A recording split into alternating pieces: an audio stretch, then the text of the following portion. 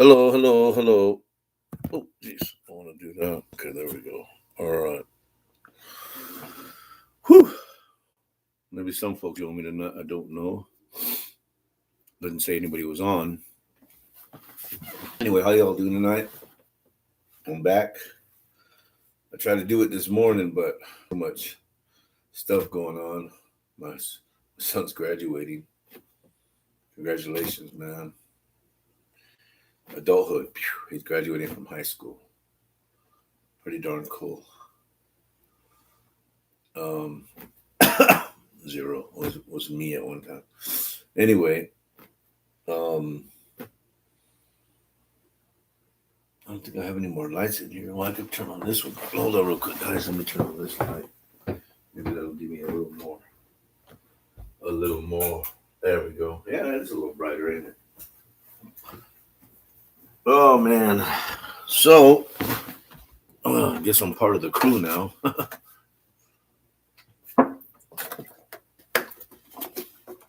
Okay.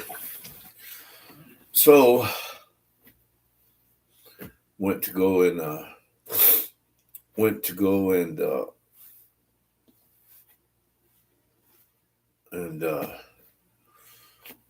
talk this afternoon, but couldn't. Sun text. Had to change my bedding. A lot of stuff going on. Anyway, um, scary stuff. I didn't know the seriousness of what's happening. Serious. I did not know how serious it is. I mean, it's a lot more serious than what I thought. I'll say that. Way more serious. Um, oh man. As I'm going through the scriptures. As I'm going through the scriptures, I'm reading. I'm reading the Old Testament, Jeremiah now. I just got done with Isaiah, and man, it's pretty intense.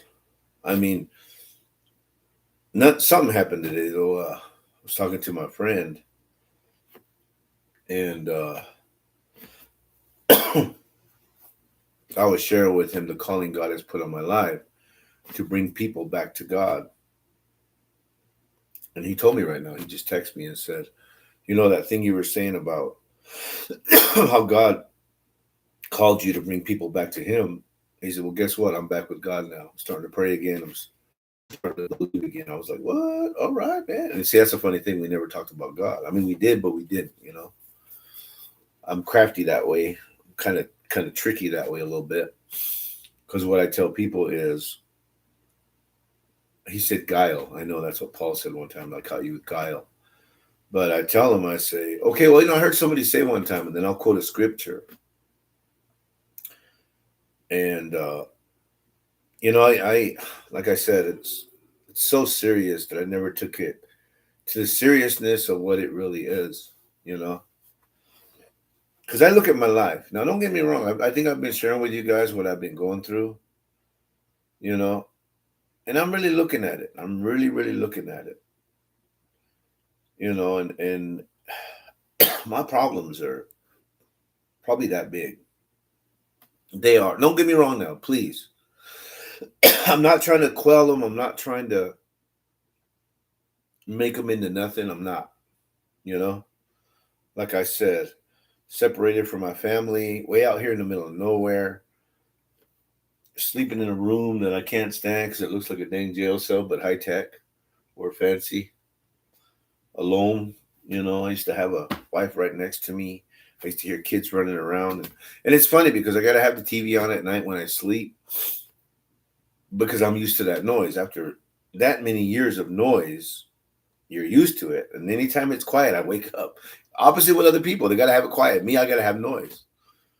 It's always been that way though. It's always been. I've always had a TV on. But anyway, and don't get me wrong. Like I said, if God said right now, you know what, or my wife called and said come home, I'd leave right now. Honestly, whatever gas I have in the tank, whatever minuscule, whatever, I load everything up and just head out. That's what I'm telling you. But on the scale of things, on the scale of what's happening on this earth, on the scale of the lies that are being preached behind pulpits, on the scale of what's really going on, my problems are like that big, maybe even smaller. You know, I mean, I look through this Bible here and I see one of one of the scriptures that stands out. I'll share this with you real quick. Like one of the scriptures that stands out. Here's what it says. Um, here's what it says. It's pretty heavy.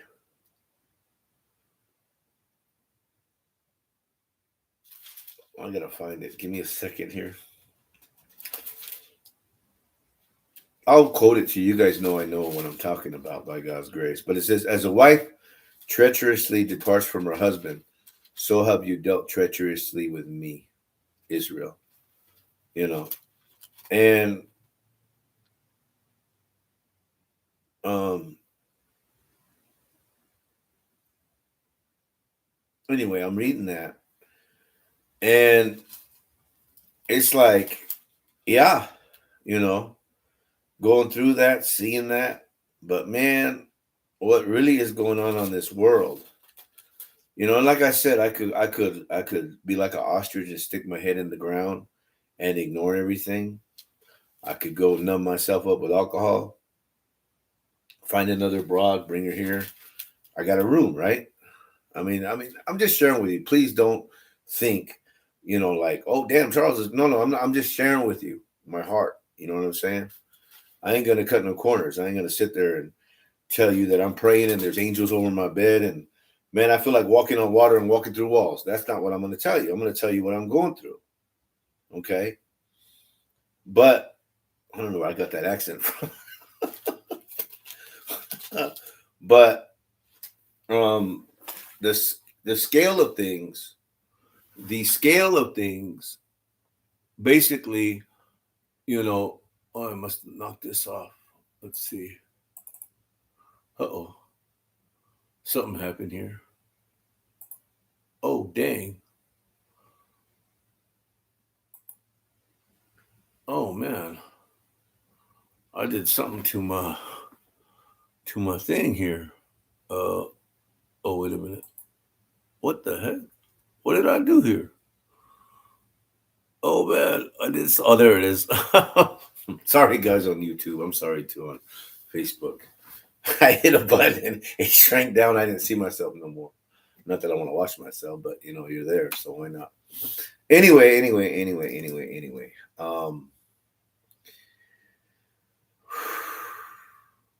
The scope, the scale, the intensity, what's really happening puts my life's problems like dust in the wind. And that's the truth. I'm gonna tell you that right now. Like I was saying about the gentleman who I've been talking to, you know, he come back to God. He just told me, he said, I come back to God. I said, well, right on, man. Heck yeah, man. He said, he's a pretty nice guy. I like that him and I could talk because there's intellect involved. There's another guy I talk with intellect too. Not as much as I do him, because we don't talk much. Don't get me wrong. But when we do talk, it's intellect involved. You know what I mean? When we do talk, it's yeah, nobody there. When we do talk, it's intellect, and I like that. You hardly get that.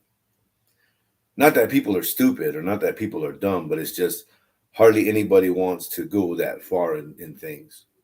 You know, pretty intense, pretty intense. Anyway, so I was listening to some preaching today. Man, they're way off. Man, they're way off. And people eat it up. People, and even in the Bible talks about that. You know, I mean, how it talks about how he said, "My people love to have it so." They love to be um, cheated on and mistreated and used and taken advantage of, and it's crazy. You know what I mean? Because they know it. They know it. I mean, anyway, let me get back to this. All right. So I'm like, okay, Lord, what do you want me to do?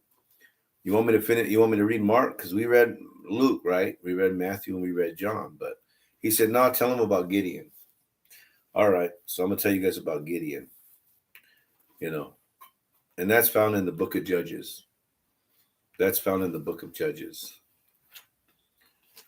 And, oh, man.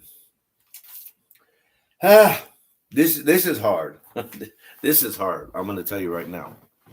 This is really hard. You ever have to tell somebody the truth and you didn't want to tell them the truth because it might end your friendship, or because they might hate you, or because you might stand out as a do-gooder, things like that, and one thing I'm seeing, and I never seen it. I've seen it now. I've never seen it before. Never seen this before. Oh, man. Forgive me. Okay. One word that's standing out as I read Isaiah and as I'm starting to read Jeremiah is judgment. Judgment. Now I know, because what we're told, and I say this by God's grace, but what we're told is, the judgment of God, judgment day, right? When everybody will give account for what he did in the flesh, and they'll, give account and get paid for what they did good and what they did and all that stuff. We know about that. But this is not talking about that kind of judgment. It's talking about judgment right now. You know what I mean? And it's crazy because it seems like right now everybody's doing whatever it is they want to do. Not really what they want to do, but basically monkey see, monkey do. You know what I mean? Now, I'm going to say this right now. And I was telling my friend this. I said, everyone has the right, and I'm going to say that clear. I'm going to make that clear to you. Because I know a lot of people think, well, this guy just wants us to follow what he says, or, stuff like that. Like I was called a cultist one time. He's a cult. Man, that's so funny. That blew my mind. I'm like, how are 10,000 people following me? And what money am I getting off them? And what words am I using that are my own? But I want to tell you this, and I'm going to say it straight up. Everybody, it doesn't matter who they are, has the right to believe what they want. Period. You have that right. Here's where I kind of get in. It better have a foundation. It better have a foundation.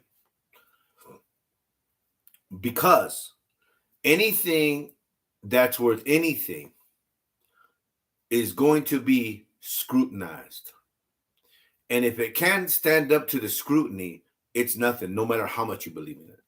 See, because what happens to people, and I've seen this again and again and again and again, is they combine stubbornness with belief. And believe me, there's a difference between the two. Even faithfulness and stubbornness, they get confused with. And there's a difference between the two. Faithfulness and stubbornness are two different things. You'll die from stubbornness, okay? And just because someone's stubborn doesn't make what they're saying is so. You know what I mean? Like I told you the other night, and I'm sorry if I'm getting a little but hear me out. Watch. We're standing together at the job site there, or the workplace. And I told this girl, I said, yeah, America's probably 200 something years old, because they were talking about Russia and what's going on over there. I said, yeah, America's about, she looked at me, she goes, no, it's not. I said, yeah, it is. No, it's not. I said, dude, America's 230 something years old, maybe a little less. She goes, I don't believe you. I said, Google it. She Googled it like 4 times, and each time she found out, yeah, America's only 200 something years old. It ain't that old, And she's like, oh my God. Now, I'm not saying the land is that old. I'm not saying the trees on the land are that. That's not what I was saying. But the idea of it is, you know, and she couldn't believe. I'm thinking to myself, how do you not know that? How do you? I quit school in the 8th grade. I only had I got a GED, but I only had an 8th grade education. How do you not know that? You know what I mean? 1787, it's on the quarter. You know, the bicentennial, 1787, 1887, 1987. You know what I mean? But what gets me, and that's what really gets me, you know, if your belief does not have a foundation, okay, and it doesn't have a beginning, I don't care how wrinkled the person was that told you about it. If it doesn't have a foundation, it ain't solid. I'm sorry, that's the way it is. I know I harp on that a lot, but that's the way it's got to be. Because let me tell you something. I'm going to tell you something. Anything worth anything. Let me show you. If you're old enough, if you're not old enough yet, I apologize for bringing this in. Maybe you'll learn something from this. But when I take a car for a test drive, I take a car for a test drive. I do. I don't sit there and I take it over. I hit it. I hit that monkey. I do. If I could get away like what do they call that movie? Need for Speed. No, not Need for Speed. What's that one that they made 10 of already or 12 of? Fast and the Furious. If I could get away with drifting like that with a car I'm test driving because I'm gonna buy it, I would do it. I'm just saying hello. Okay. I would do it. I would take that car that I'm going to purchase because I'm going to give you what I mean. Okay. If I'm a single man, I really don't give a damn about the car. If it's cheap and it gets me to point A and point B, I'm good. And I'll buy the dang thing because it's cheap and it gets me to point A and point B. But as a family man, I have to think of my kids. What if they need to go to the hospital? What if they have to go to their after school meetings? What if they have to go to practice? What if they have to go to a game that's so that car's got to have a little bit of, gusto in it. It has to have a little bit of something. So I'm going to scrutinize the car. I'm going to get in there and I'm going to rev it and I'm going to run it and I'm going to gun it and I'm going to take it through some stuff. I'm going to run it over a speed bump, see how the shocks are. I'm going to take a turn to see how the steering is. I'm going to take it down the highway, see how fast it catches that speed. See how high the speed can go if it doesn't start clunking and doing all that. You know what I mean? I'm going to scrutinize that car because I want to make sure that car can handle something. Now, if the car shakes and breaks down, hey, I was test driving it, man. It didn't pass the test. And that's what I mean by that. Whatever belief system you have, okay, it's not there because you believe it. I'm telling you right now, it was there before you, okay? And so you got to scrutinize it. You have to. I mean, that's the way it is. Now, if you're scared to scrutinize it because you don't think it'll hold up, man, come on. What do you really believe in it? I'm telling you that right now. I don't care what belief system it is, folks. I'm telling you right now. It doesn't matter what belief system it is. If it can't stand up to the scrutiny, if it can't stand on its own, if it needs you to believe in it for it to be solid, it's not a solid belief. Period. And that's the way it is. I'm sorry. See what I believe right here? It's not true because I believe it. It's true. That's why I believe it. In other words, because I believe in it doesn't make it true.